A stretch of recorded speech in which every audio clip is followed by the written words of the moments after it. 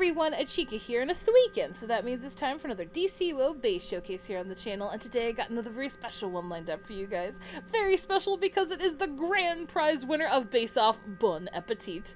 Frostwing entered with their base titled Frosting Queen, where the evil Frosting Queen has taken over the land of sweets.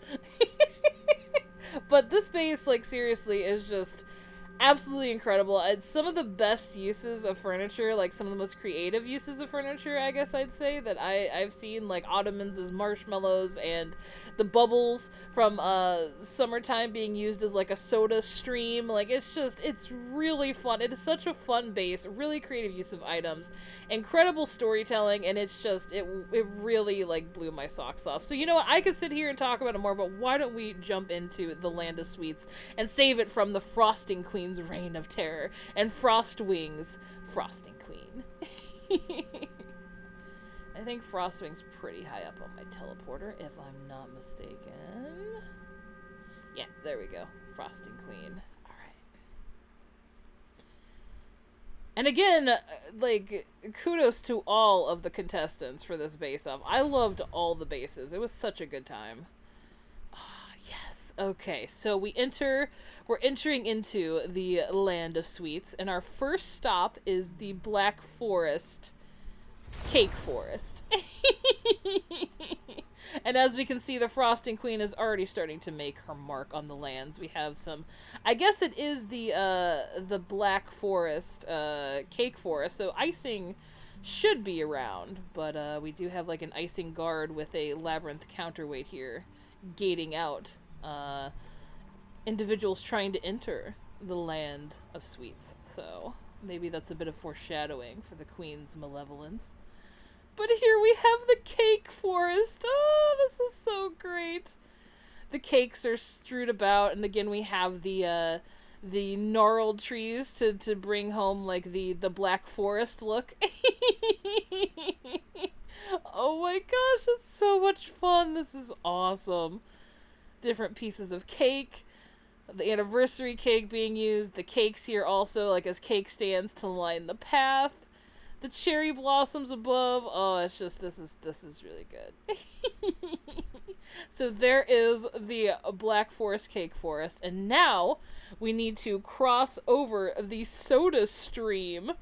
As you can see, the stream is made of tons of bubbles, and we have the soda cooler fridges too, as well as the vending machines to echo the idea of soda is being strewed throughout the lands, but also harvested as well in various different techniques.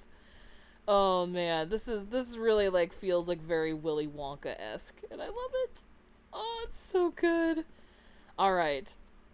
So after we cross the soda stream, I believe we have the candy corner. Candy corn-er. If you will. It's an actual corner made of candy corns. Look at all the safety cones being used as candy corns. I thought this was so much fun, and the like, it's like got a Halloween like vibe to it, because of course candy corns have to have a Halloween kind of vibe, since that's usually the holiday we see them in. But it's so great. So lots of large teakle buckets filled with candy, but just the use of the candy corns being harvested is just so fun, but also the fact that the use of the safety cones, that they're giant candy corns, is just... And then the play on words, I mean, you guys know I love a good pun, so around the candy corner is pretty great. Next we have the Sour Belt Burrow, which, look at this! Oh my gosh, it's so good!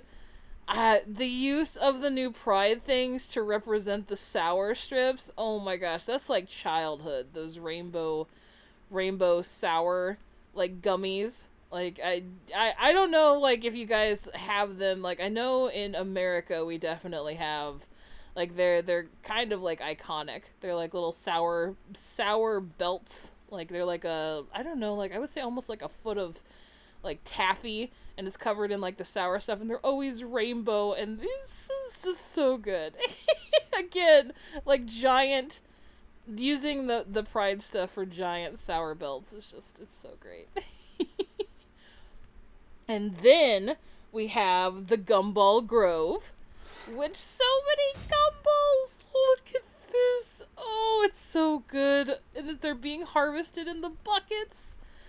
Again, this is such a great use of items, because, like, the use of, like, the toys, the balls as, like, spare giant gumballs that are just roaming, the balloon arches and the bubble lights and the water balloon buckets all being, like, echoed in the same area really drive home the idea that it is like a gumball area. Oh, I love it. The Gumball Grove. Oh, it's so great. Next, we need to go past the Gingerbread Junction, which I believe is here. We have a bit of a roadblock, unfortunately, and that's a bit too much to devour through, so we'll have to go this way, it seems, on this split path. But we have all kinds of gingerbread cakes and cookies, and a table made completely of gingerbread, as well as some gingerbread areas that we are familiar with, like Arkham Asylum. Oh man, this is great. And again, all the color throughout the whole base. Oh, it's so great. Look at all the lights. Wow, this is wonderful. Alright, and then we're going to pass by the honeycomb courtyard. As you can see, lots and lots of honeycomb. I love the fence here because it really, like, this reminds me of two things. One, it very much reminds me of, like, those vignettes that are, like, before, like, a roller coaster ride that you would see. I don't know why. I think the fence and the path really, like, lead to that. So it's almost like we're riding some kind of, like, bee roller coaster or something, and they're giving us some lore ahead of time. But also it reminds me of, like, the old, like, Donkey Kong levels, where you would go inside, like, the beehives and everything. So cool. And then we have a well here that's pumping out the honey. So you have a well of honey. Oh, it's so great. Being bottled and distributed to the citizens. However, something tells me that the Frosting Queen is not avidly giving that away, since she has control over the lands. But we will see. Hopefully we can put an end to her tyranny as we continue on. Oh, man. And then we have the Candy Rock Mountains right here. It's like an overlook from what I understand, so, like, we don't, like, technically go this direction, but here are the Candy Rock Mountains! Oh, it's so great. Again, like, it does just look like, it can look like a Xamarin Crystal Waterfall, right? But if you say that you pair it with all these other candy aspects, it really does, like, feel like rock candy. It's so great! Alright. And then we go upstairs to one of my favorite parts of the base, and that is the S'more Sanctuary, which is awesome. Look at this place! Oh my gosh. So, you can hear the s'mores roasting on the campfire, so we have these giant marshmallows being roasted. As well as, like, there's soot everywhere and chocolate everywhere. We have a chocolate ground and these charring marshmallows. I love this so much. Like, this is just, it's so good. And to have made the s'more area like a campsite is just so good. We have the telescope with the stars above. Oh, man. And I do love how, like, they're being harvested. You see the buckets, like digging up, like, the chocolate and the graham cracker, like, crumble for these marshmallows that are everywhere. Look at it. Oh, it's so good. I never would have thought to use ottomans like giant marshmallows, but here we are. So much fun. Oh my gosh. Okay. So now we take the staircase down, and we are going to go through, I believe, the Truffle Terrace, which we see here with all the fungus. Lots of mushrooms everywhere.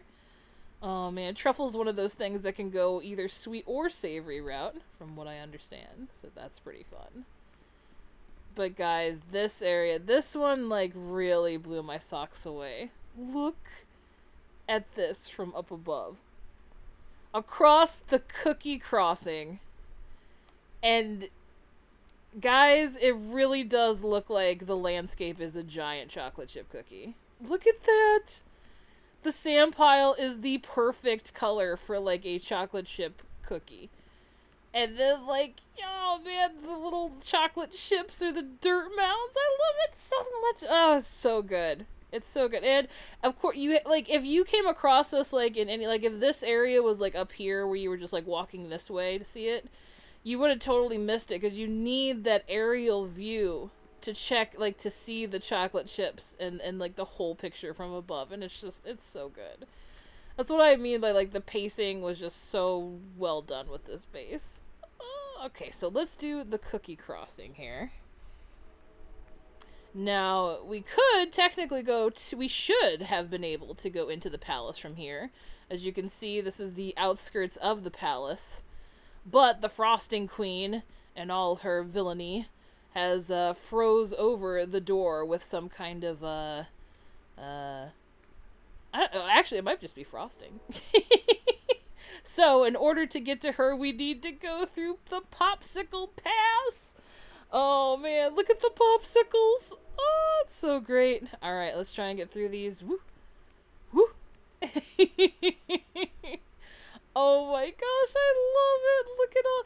And the bamboo being used as, like, extra sticks for making more popsicles. It's so great.